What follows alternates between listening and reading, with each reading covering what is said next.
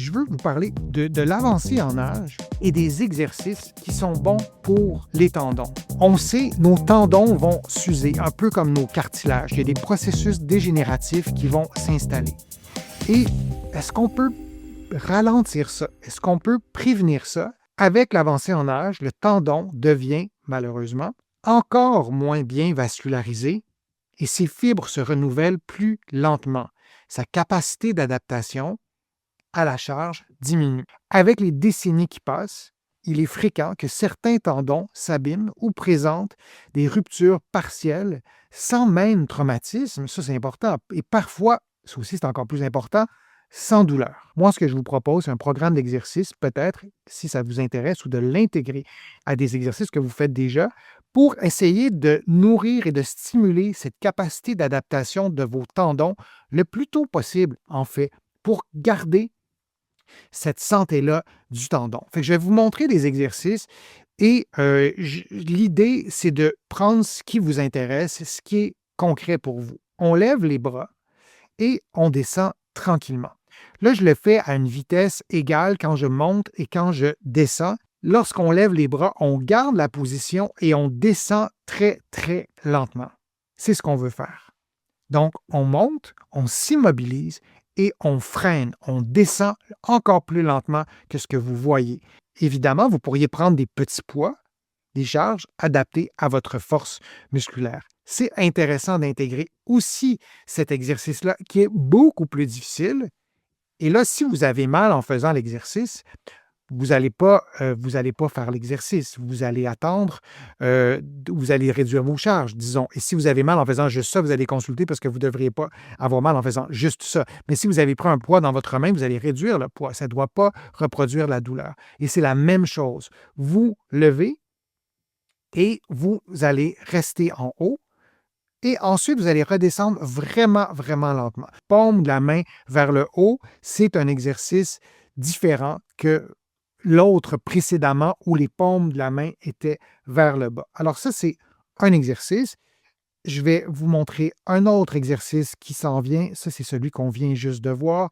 Je vais vous en montrer un autre avec une bande élastique. On est toujours dans des exercices excentriques, mais dans un contexte d'avancée en âge. Cet exercice-là, il n'est pas excentrique, il est isométrique. Et là aussi, pour stimuler la santé des tendons, ça peut être une stratégie intéressante, même dans un contexte de tendinopathie. Je vous montre pour l'épaule, c'est le même principe pour d'autres muscles aussi. Je vais vous montrer des exercices pour le pouce.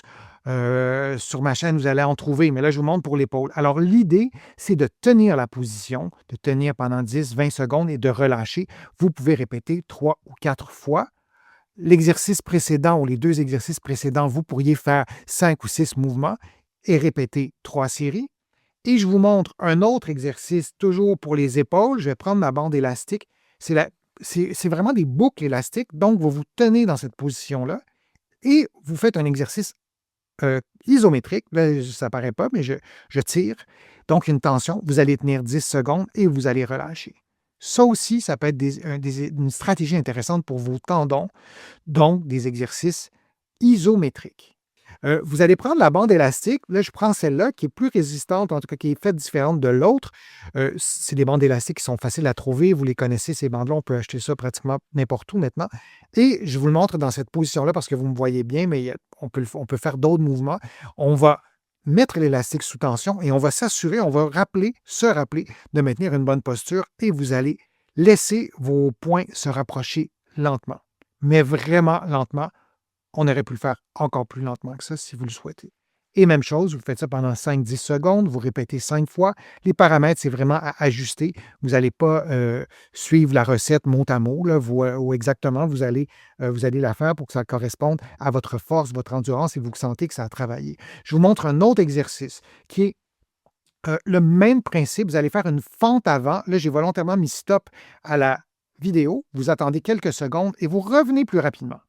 Vous descendez vraiment lentement et vous revenez rapidement après avoir attendu quelques secondes et vous répétez comme ça l'exercice. Alors là, on a un exercice, vous l'avez deviné, pour les cuisses.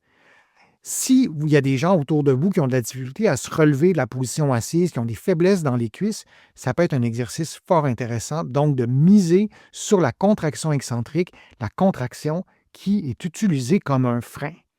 Un autre exercice que vous pouvez faire aussi, ça sera le dernier de cette série-là. Vous vous levez sur la pointe des pieds rapidement et vous descendez lentement. Encore, c'est la même chose. Donc, on monte rapidement et on descend lentement. On se sert de nos muscles pour freiner le mouvement. Et même chose, même paramètre. Et vous le répétez. L'exercice, vous pouvez le faire sur le plancher ou vous pourriez le faire sur une première marche d'escalier en plaçant vos pieds, l'avant-pied sur la marche et vous descendez, vous laissez descendre, disons, votre talon dans le vide. Donc, en le faisant sur une marche, on a une amplitude qui est plus grande et c'est souvent plus efficace de le faire comme ça parce qu'on peut faire travailler la cheville dans une plus grande amplitude. Je vous remercie de votre participation. C'est toujours un grand plaisir de vous présenter mes contenus. J'espère que tout ça vous sera utile. Je suis Denis Fortier. Je vous remercie beaucoup. Je vous dis à une prochaine fois, à une prochaine vidéo. À bientôt.